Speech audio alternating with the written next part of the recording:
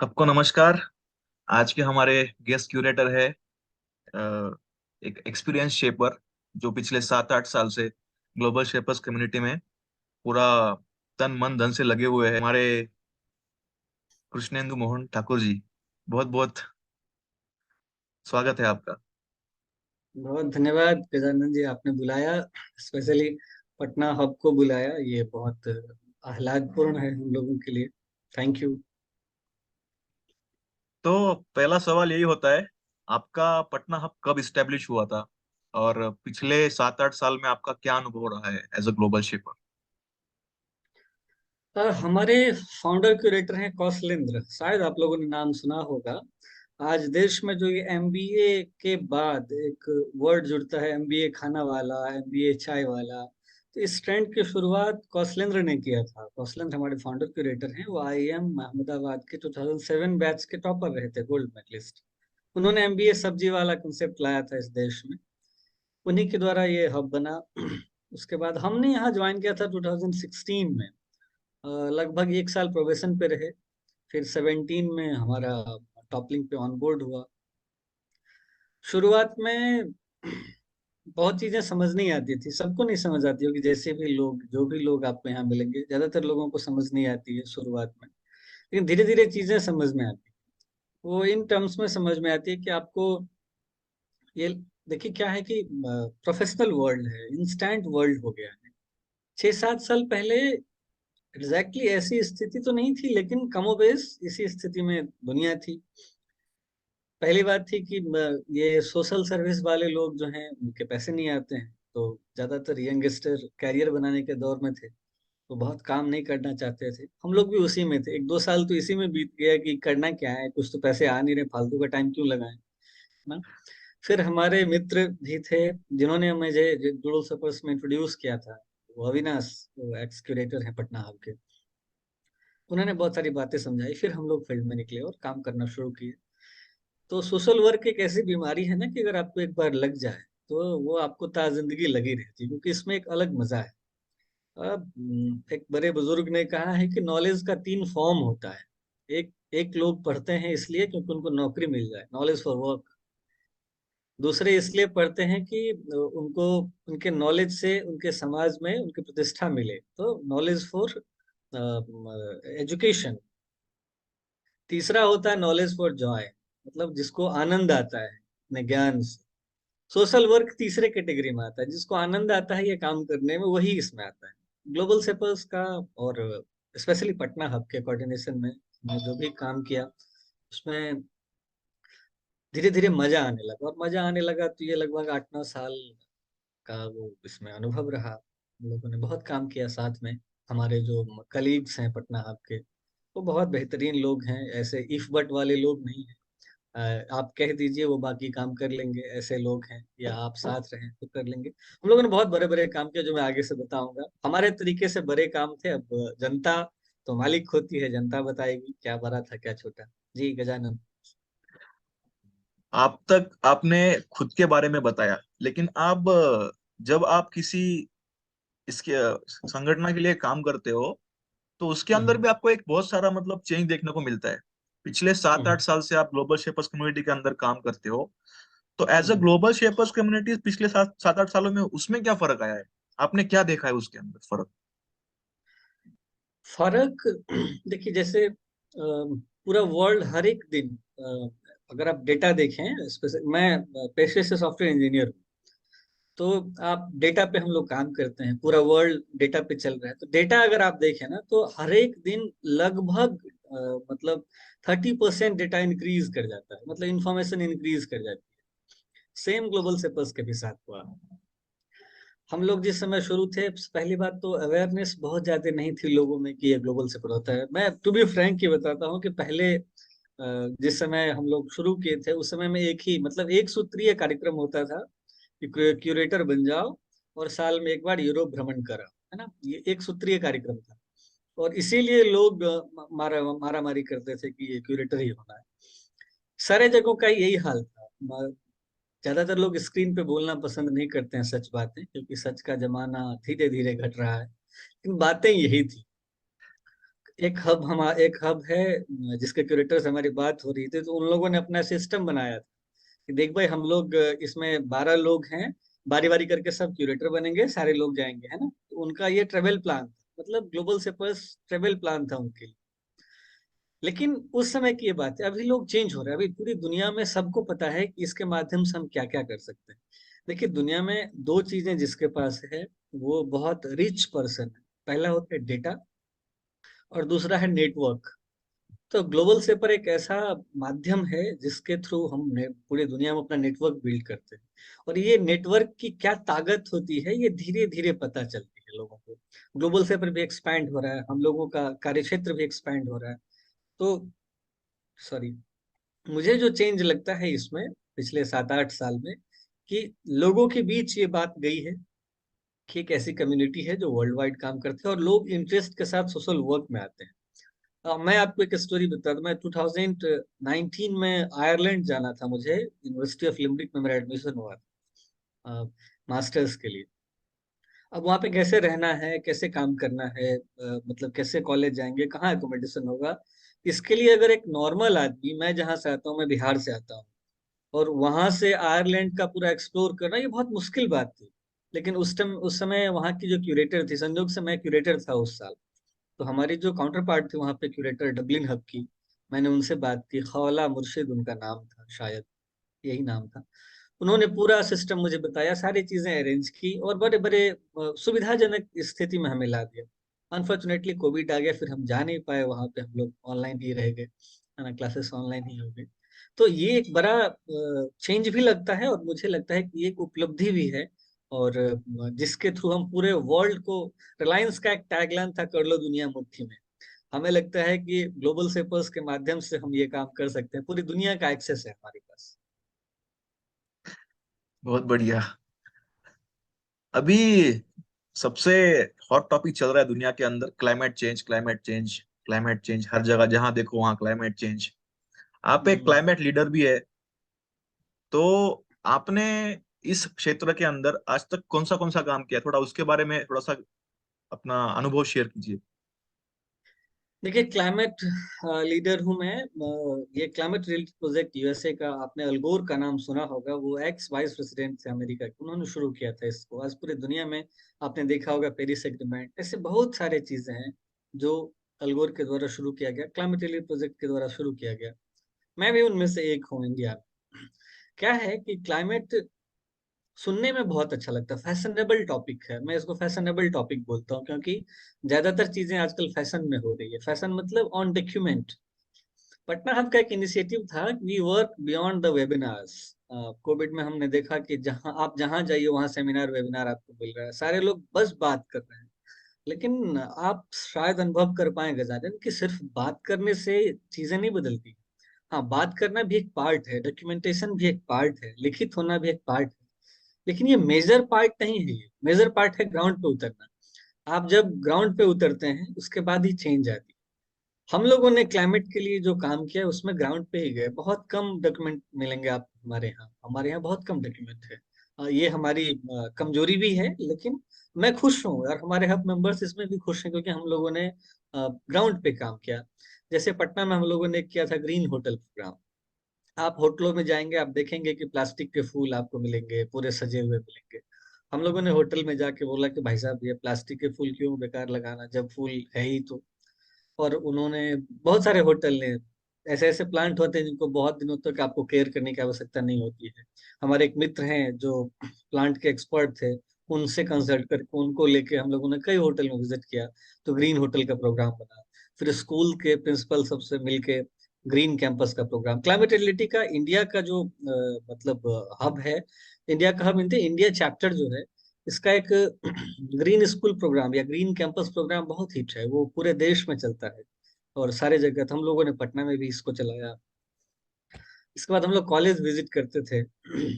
College visit दो तरीके, दो काम के लिए, एक तो मुझे रिक्रूट करना होता था नए लोगों को अगर ग्लोबल सेक्टर्स में। तो जनरली मैं ट्रेंड क्या देखता था कि लोग ओपनिंग्स निकालते थे अपने सोशल साइट्स पे और लोग अप्लाई करते थे। तो उसमें मुझे बहुत मजा नहीं आता था, तो हम लोग, हमारे कौशलेंद्र फाउंडर क्यूरेटर ने आइडिया दिया कि जो भी रेनाउंड कॉलेज हैं उसमें जाओ, उसमें लड़कों को रिक्रूट करो, कुछ दिन प्रोबेशन पे रखो, फिर देखो कैसा होता है। क्योंकि लीडर्स जरूरी नहीं है कि ऑक्सफोर्ड से ही पढ़ के आएंगे तो वो लीडर होंगे, ऐसा कोई जरूरी नहीं। लीडर आपको कहीं रोड पे चाय पीता हुआ भी मिल सकता है और वो बहुत लीड कर सकता है दुनिया को। वैसे भी चाय का तो बहुत महत्वपूर्ण योगदान है भारत के राजनीति में। सही है। तो ऐसे बहुत सारे काम हम लोगों ने किया। बढ़िया बढ़िया। आपका अनुभव हमारे नए शेपर्स को और जो करंट शेपर्स हैं उनको काफी मदद करेगा। लेकिन गुंजन जी, हमने ये देखा है कि जब भी आप सोशल इसमें काम करते हो तो हमेशा चीजें आपके अकॉर्डिंग नहीं होती है। जब आप नहीं गवर्नमेंट होती के है। पास जाओगे या किसी प्राइवेट कंपनी के पास जाओगे, भले ही हम्म आपका काम कितना भी नोबेल क्यों ना हो, लेकिन हम्म। आपको हर आपके अकॉर्डिंग हमेशा काम नहीं होता है। नहीं तो उस होता समय नहीं थोड़ा होता। सा मेंटल स्ट्रेस भी आता है शेपर्स के हम्म ऊपर जो काम करते हैं। तो हम्म। मेंटल हेल्थ के बारे में आपका क्या मानना है इस सिनेरियो के रिगार्डिंग? अ, दो लगातार दो फैशनेबल टॉपिक को आपने टच किया है गजानन जी। पहला तो क्लाइमेट, दूसरा ही मेंटल हेल्थ। बहुत आजकल कोविड के बाद तो स्पेशली मेंटल हेल्थ बहुत से फैशन में आ गया है।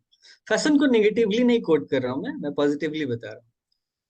मेंटल हेल्थ के बारे में मेरा जो ख्याल है वो मैं बताता हूँ। एक बार क्या हुआ कि अमिताभ बच्चन दार्जिलिंग से लौट रहे थे, उत्तराखंड से लौट रहे, सॉरी, उत्तराखंड से लौट रहे थे किसी कम्पिटिटिव एग्जाम को देके। संयोगवश उनका उसमें सिलेक्शन नहीं हुआ। और जब वो लौट के घर आए तो अमिताभ बच्चन के पिताजी हरिवंश राय बच्चन इस देश के महान कवि हुए हैं। उन्होंने उनको कहा कि अगर तुम्हारे मन का होता है तो अच्छी बात है, और अगर नहीं होता है तो और खुश हो जाओ, क्योंकि तुम्हारे लिए ईश्वर प्लान कर रहे हैं और तुम ईश्वर से बड़े प्लानर नहीं हो।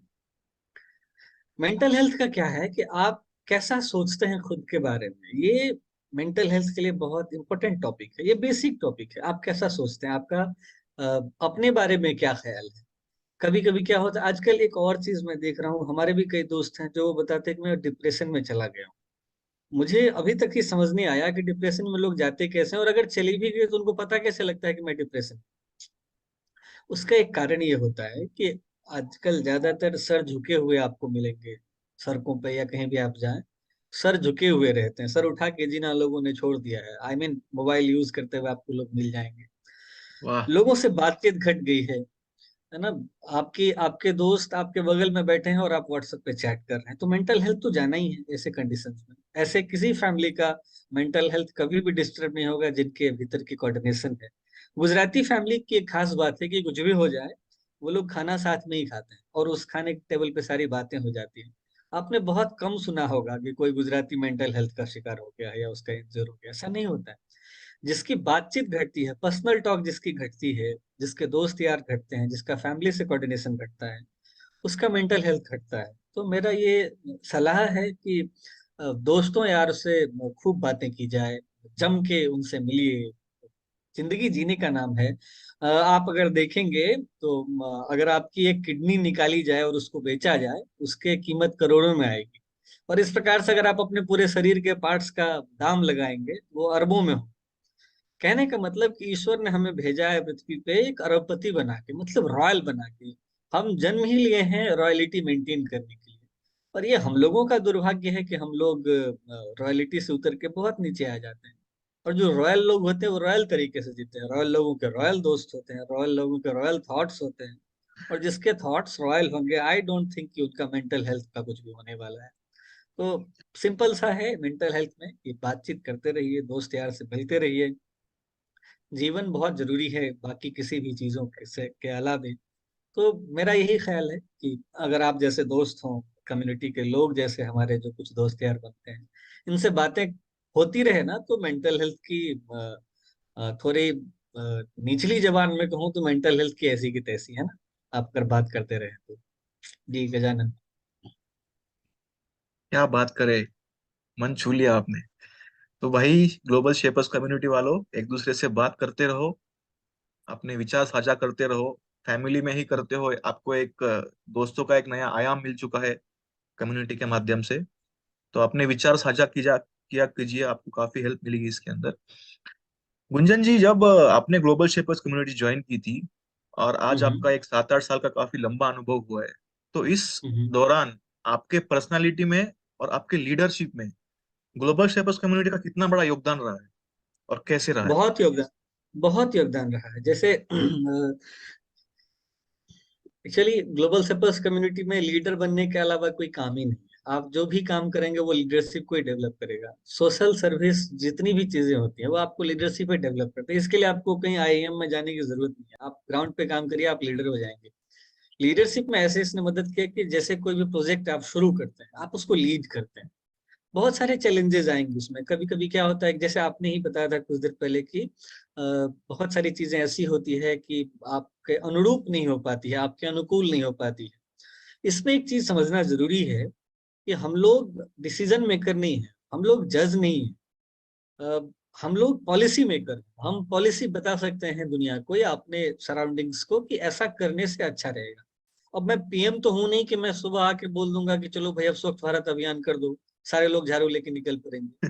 हमारा आपका ये काम नहीं है। हमारा आपका काम है पॉलिसी बनाना। हमारा आपका काम है पूरे दुनिया से चीजों को उठाना और उसको कैसे इम्प्लीमेंट कर सकते हैं इसका एक रोड मैप बनाना।